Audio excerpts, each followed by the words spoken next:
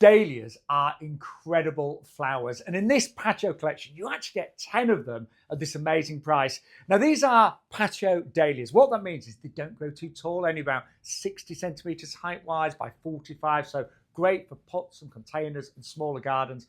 But the colors that you get in these semi-doubles are absolutely amazing, and the great news is they're incredibly easy to grow and plant. Let me show you how.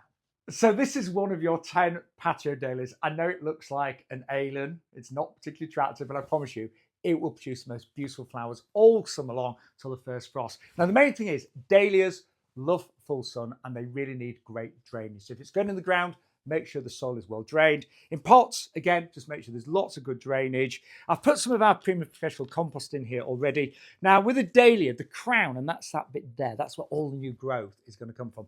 That wants to be about 5 to 10 centimeters beneath the soil surface. So in it goes.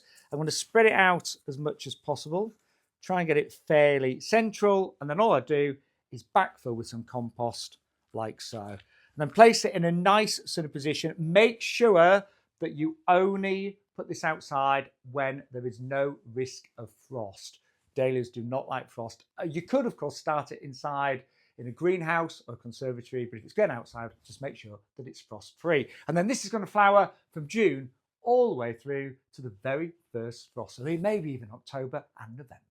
Now your dahlias will flower until the very first frost, and then the foliage will go black. At that point, if you want your dahlias to come back the following year, what you do is lift them. That means digging them out of the ground or the pots, brush them off, so take off all the compost and soil, let them dry out in a nice, cool, dark place like a garage, maybe wrap them in newspaper, keep them frost free, and that way they'll come back the following year when you plant them again.